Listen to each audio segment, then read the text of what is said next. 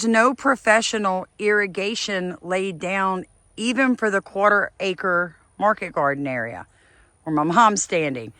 I'm not toting water an acre across a yard. Water's very heavy.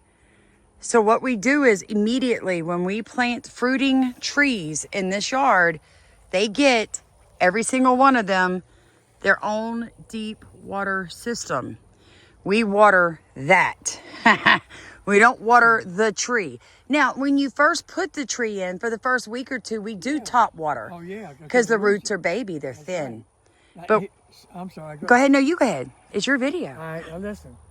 The thing is this. Once it starts to get established like this, next year, I would come out here and pick out the 2 I wanted to save. Everything else would be gone. I mean, totally gone. And the reason being, that'll pull all that juice back to these 2 big ones, and it'll get up 7, 8, 10 foot tall.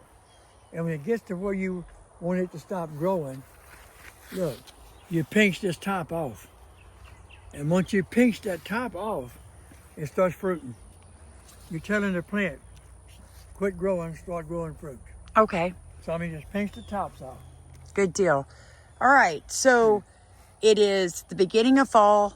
You don't need much space. No. Not at all.